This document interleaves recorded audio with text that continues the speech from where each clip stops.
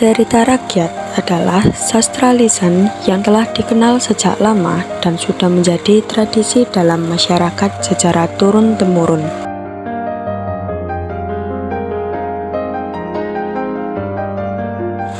Ciri-ciri dari cerita rakyat sendiri adalah 1.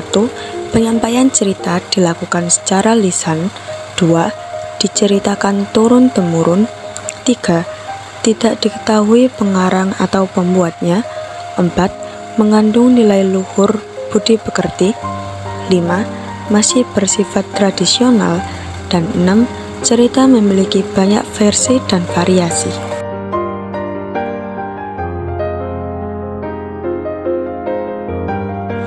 Cerita rakyat memiliki beberapa macam.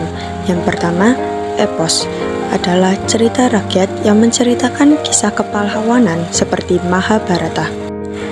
Yang kedua, cerita jenaka adalah cerita rakyat yang mengisahkan tentang kebodohan dan memiliki unsur humor seperti kisah Pak Lebay Malang.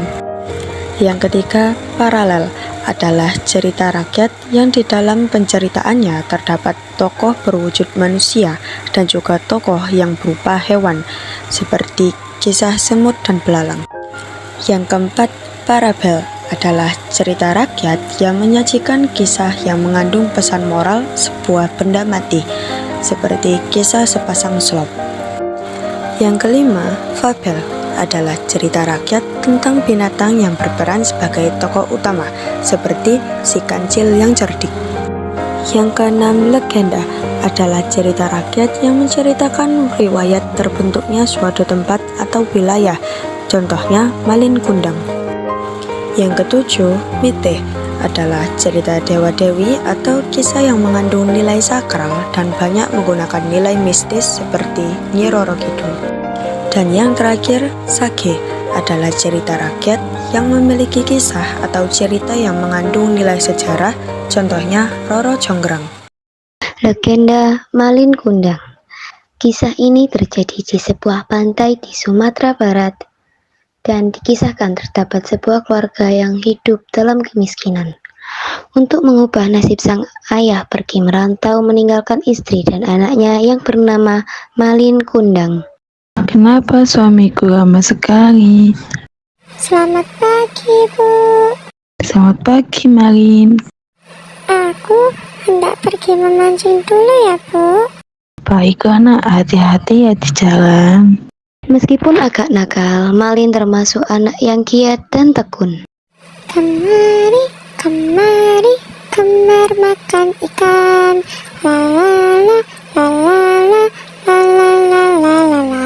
Sejak kecil, ia kerap membantu ibunya mencari ikan sebagai makanan sehari-hari. Lihat, Ibu, aku mendapatkan ikan yang besar hari ini. Wah, hebat. Nanti ibu masakkan tumis ikan kesukaanmu. Seiring berjalannya waktu, Malin kecil tumbuh menjadi seorang pemuda yang gagah. Ia merasa kasihan terhadap ibunya yang terus bekerja membanting tulang sendirian. Ia bertekad untuk merantau demi membantu ibunya. Malin, apakah kamu yakin hendak merantau, nak? Iya, Bu. Doakan saja aku berhasil supaya bisa membantu ibu. Bersama nahkoda kapal yang baik, Malin pun berlayar untuk merantau. Sang ibu pun merelakan kepergian anak semata wayangnya itu. Hei Malin, ayo kita berangkat sekarang. Ibu, Pak Nakoda telah memanggilku. Aku berangkat dulu, Ibu. Iya nak, jaga dirimu baik-baik ya. Sampai jumpa lagi, Bu. Sampai jumpa, Malinku. Kapal yang mengangkut Malin pun mulai meninggalkan ibu Malin yang kini tinggal sendiri. Sepeninggal Malin tinggallah seorang ibu sendiri di gubuknya yang reot. Hampir setiap hari ia memandang laut, memikirkan nasib si Malin yang kunjung tak memberi kabar. Malin, bagaimana kabarmu nak? Ya Tuhan, lindungilah anakku. Semoga dia selalu sehat. Waktu pun berjalan, ibu Malin kian menua. Ia masih hidup seorang diri. Malin juga tak pernah memberi kabar akan kepulangannya. Hingga suatu ketika sang ibu pulang dari pasar, Ikan yang segar ya, Pak? Tentu saja, Ibu. Ayo silakan dibeli ikan segar badan bugar. Ikan segar. Dulu main suka sekali makan tumis ikan buatanku. Aku sangat rindu dia. dalam perjalanannya pulang dari pasar, sang ibu melihat nahkoda yang dulu membawa Malin. Itu kan Pak Nakota. Pak Nakota. Gimana kabar anakku, Pak? Sang nahkoda pun menceritakan semuanya tentang Malin kepada ibunya. Malin kini telah berhasil, Bu. Ia kini menjadi seorang saudagar yang kaya. Ia juga telah memiliki seorang istri. Aku dengar ia akan berlabuh ke sini esok hari. Oh, benarkah itu? Marin. Ibunya sangat bahagia mendengar berita dari nahkoda tersebut. Malamnya, sang ibu ke dapur untuk memasak. Rasa lelah tidak ia hiraukan demi menyambut kedatangan Malin. Akhirnya, sang fajar pun menyingsing. Hari di mana Malin akan tiba di kampung halamannya. Sang ibu bergegas berlari menuju pantai. Untung masih sempat.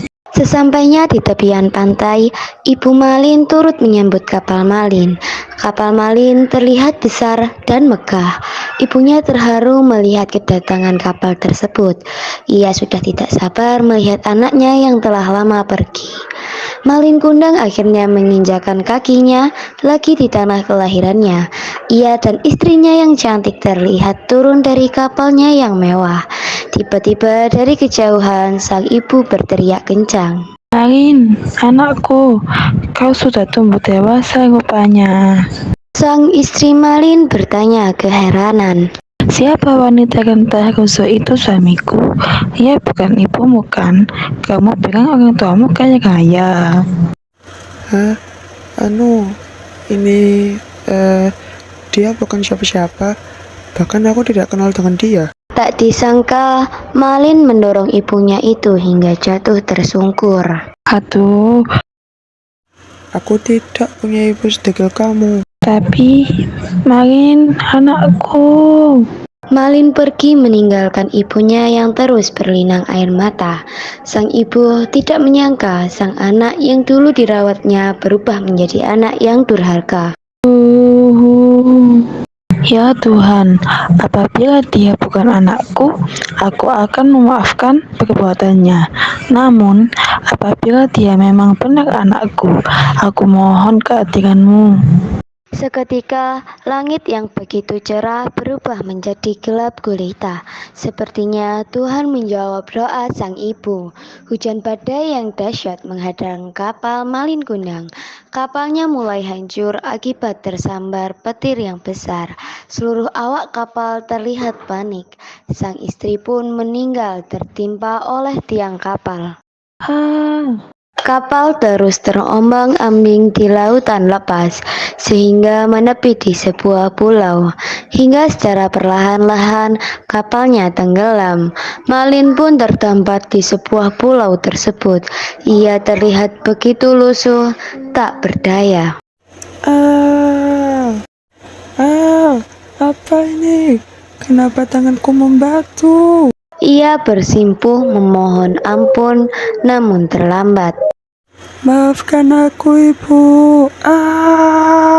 Seketika, sekujur tubuh Malin berubah menjadi batu.